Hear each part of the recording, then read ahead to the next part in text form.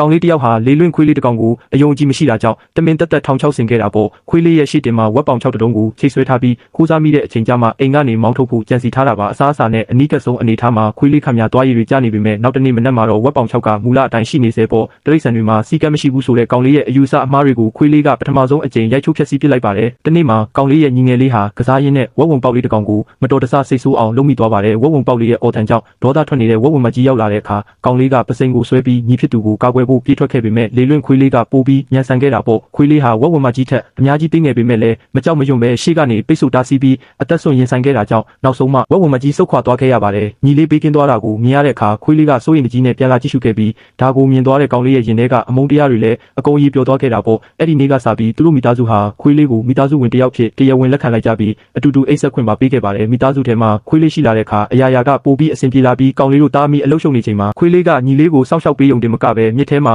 ငါအတူဖမ်းပေးတာချစ်ကန်ကန်လုပ်တတ်တဲ့နွားမကြီးကိုတစ်ချက်ကြည့်ရုံနဲ့တင်လိမ်မာသွားအောင်ဆုံးမပေးတာတွေကြောင့်ကောင်လေးဟာနွားနို့ကိုအေးအေးဆေးဆေးညှစ်လို့ရသွားပါတယ်တနေ့မှာတော့ကောင်လေးနဲ့ခွေးလေးတို့တောင်ပေါ်မှာတောဝက်လိုက်ဖို့ထွက်လာခဲ့ကြတာပေါ့ခွေးလေးကတောဝက်တွေကိုခြေရာခံပိတ်ဆို့ပေးပြီးနောက်အချက်ပေးတဲ့အနေနဲ့နှစ်ချက်ဟောင်းလိုက်ပါတယ်ကောင်လေးကကြိုးကွင်းပစ်ပြီးတောဝက်တစ်ကောင်ကိုဖမ်းမိခဲ့ပေမဲ့တောဝက်ကပြင်းပြင်းထန်ထန်ရုန်းကန်လိုက်တာကြောင့်ကောင်လေးတစ်ပင်ပေါ်ကနေပြုတ်ကျပြီးတောဝက်အုပ်ထဲမှာခြေထောက်ကိုက်ခံလိုက်ရတာပေါ့အသက်အန္တရာယ်ကြုံနေရတဲ့အရေးကြီးတဲ့အချိန်မှာခွေးလေးဟာတောဝက်အုပ်ထဲကိုရဲရဲဝံ့ဝံ့ပြေးဝင်လာပြီးကောင်လေးကိုကဲထုတ်ပေးခဲ့ပါတယ်ဘေးကင်းရာရောက်လို့ကောင်လေးကဒဏ်ရာရထားတဲ့ခြေထောက်ကိုပူဝါနဲ့စီးနေတော့ခွေးလေးရဲ့အတန်တိတ်ဆိတ်သွားတာကြောင့်ပြန်သွားကြည့်တဲ့အခါခွေးလေးဟာဒဏ်ရာပြင်းပြင်းထန်ထန်နဲ့အသက်လူနေရတာကိုတွေးလိုက်ရတာပေါ့ကောင်လေးဟာမျက်ရည်တွေကျရင်သူ့အင်ဂျီနဲ့တွေးတိတ်အောင်ပတ်ပေးခဲ့ပြီးခွေးလေးကိုအနီးနားကကူတစ်ခုထဲမှာခဏထားကအိမ်ကိုအကူအညီတောင်းဖို့အမြန်ဆုံးပြေးပြန်ခဲ့ပါတယ်သူတို့မိသားစုကူစီကိုပြန်ရောက်လာတဲ့အခါမှာတော့လင်းနာတွေဝဲနေပြီဖြစ်ပေမဲ့ခွေးလေးကတော့ကြံ့ကြံ့ခံပြီးအသက်ရှင်နေသေးပေါ့အမေဖြစ်သူကမြင်းမြီးမွေးတွေနဲ့ခွေးလေးရဲ့ဒဏ်ရာတွေကိုတေချာပြန်ချုပ်ပေးခဲ့ပါတယ်ခွေးလေးဟာသူတို့ရဲ့စိုးရိမ်ပူပန်မှုတွေကိုသိနေတဲ့အတိုင်းကောင်လေးကိုရှာနဲ့အသားရလျက်ပေးရင်းအားပေးနေခဲ့တာပေါ့အိမ်ကိုပြန်ရောက်ပြီးနောက်မှာတော့ခွေးလေးဟာကောင်လေးရဲ့ဘေးမှာအေးအေးဆေးဆေးအနားယူရင်းဒဏ်ရာတွေအကုန်ပြောက်ကင်းသွားခဲ့ပါတယ်